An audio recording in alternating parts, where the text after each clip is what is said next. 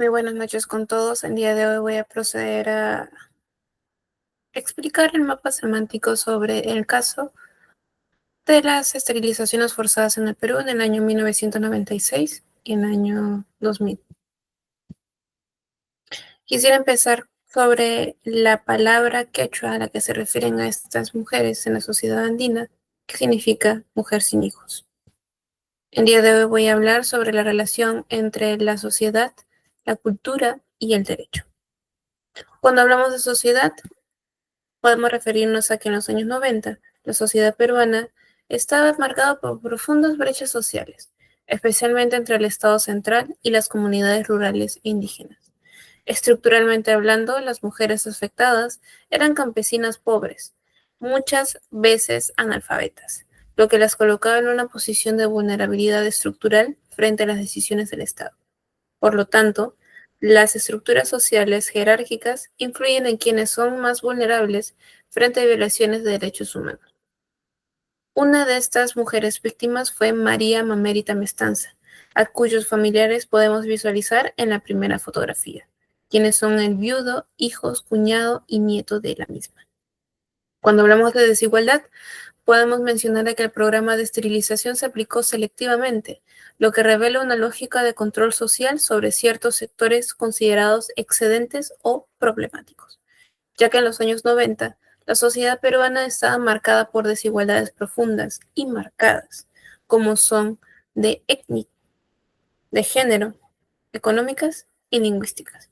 En la segunda fotografía podemos visualizar ya una imagen más actual sobre las integrantes del AMPAEF, que son la Asociación de Mujeres Peruanas Afectadas por las Esterilizaciones Forzadas, en el Tercer Foro Mundial de Derechos Humanos, que ocurrió en Buenos Aires en el año 2023. Cuando hablamos de la relación con la cultura, quise mencionar a la cosmovisión, ya que en la cosmovisión andina la fertilidad y la capacidad reproductiva tienen un valor central en la identidad femenina y en la vida comunitaria. Cuando hablamos de identidad, la esterilización forzada rompió con esa dimensión cultural, afectando no solo a las mujeres, sino también a la estructura simbólica y colectiva de sus comunidades, debido a que el programa no respetó las prácticas culturales ni los idiomas originarios, lo que impidió un consentimiento real.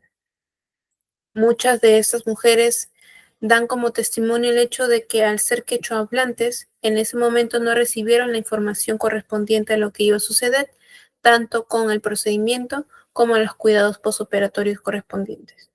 Si hablamos de discriminación respecto a la cultura, se evidenció una cultura institucional de racismo y clasismo, donde se asumía que las mujeres indígenas no podían decidir por sí mismas. Es decir, que la cultura indígena fue menospreciada y violentada, imponiendo una visión externa que no respetaba sus valores ni su identidad. Cuando hablamos de la relación con el derecho debía haber sido el escudo protector de estas mujeres, pero fue utilizado como instrumentos de legitimación de una política violenta, como son la omisión, ya que no se garantizó el consentimiento informado ni se respetaron los principios de dignidad humana, autonomía y no discriminación. El Estado justificó las esterilizaciones en nombre de la ley y la política pública de salud reproductiva, pero en la práctica se vulneraron derechos fundamentales. Quiero mencionar los derechos fundamentales, son el derecho a la integridad física y psicológica, el derecho a la autonomía reproductiva y el derecho a la igualdad y no discriminación. Cuando hablamos de reparación, es que la falta de sanción a los responsables revela una crisis del sistema judicial que ha fallado en brindar justicia y reparación. Pero si hablamos de derecho internacional, vemos que la Convención sobre la Eliminación de todas las formas de discriminación contra la mujer, la CEDAW,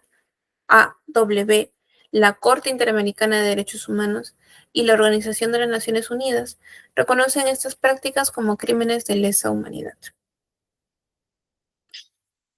En este caso, constituye un crimen de lesa humanidad porque no se trató de derechos aislados, sino de una política sistemática generalizada desde el Estado contra mujeres en situación de vulnerabilidad. La ausencia de consentimiento, la discriminación por etnia y pobreza y las graves consecuencias físicas y psicológicas muestran que se violaron de manera masiva derechos fundamentales. Recordar que fue un crimen de lesa humanidad es esencial para garantizar justicia y la reparación y la no repetición. Muchas gracias.